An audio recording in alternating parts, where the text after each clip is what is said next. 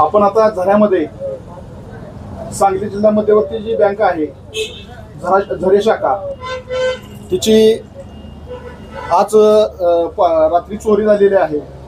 त्या ठिकाणी जवळजवळ 22 लॉकरच्या आसपास एक माहिती मिळते आपल्याला लोकांमधून की ते लॉकर फुटलेले आहेत। आणि आपण बापूंचा जो चहा आहे या ठिकाणी आपण चहा घेतोय आपण। आणि थोडंसं कसं आहे या बँकेच्या शेजारीच हे दुकान आहे चहाचं। आणि त्यांना आपण बापू काय घटना काय घडलेली आहे तुमच्या कानावर कशी आली? रात्री चोरी झालेली।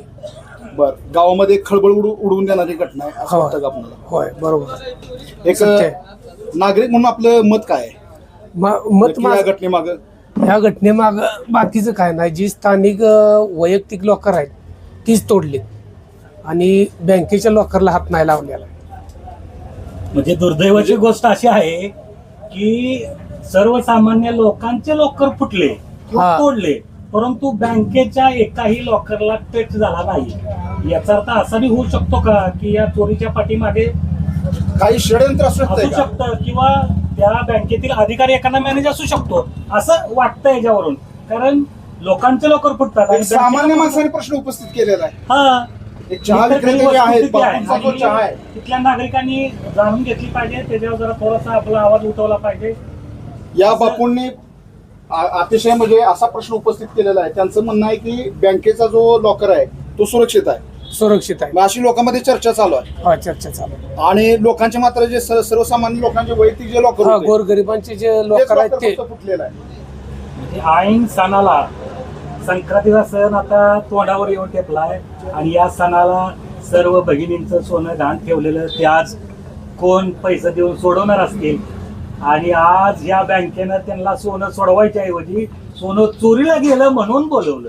ही किती मोठी शोकांतिका ह्या शाखेची। या शाखेतला जो शाखा अधिकारी आहे, माझं तर स्पष्ट मत असं आहे की या शाखेमध्ये एवढे निष्ठुर दर्जाचा कार्यक्रम आता आहे की त्या लॉकरला दरवाजा नाहीये, तिथं व्यवस्थित भिंत नाही आणि विशेषतः खिडकीच्या शेजारी लॉकर आहे। ही किती मोठी दुर्दैवाची गोष्ट आहे। म्हणून या सर्वांना फसवलंय। माझं तर असं मत आहे की जो तो मॅनेजर असेल, कोणीही असो तो मॅनेजर, त्याच्यावरती रितसर गुन्हा दाखल व्हावा आणि त्याची सखोल चौकशी व्हावी असं माझं प्रामाणिक मत आहे। एक नागरिक म्हणून तुम्हाला असं वाटतंय का की संक्रांतीच्या मुहूर्तावरती एक शिमगा झालाय, शिमग्याचा प्रकार? बरोबर आहे, सत्य।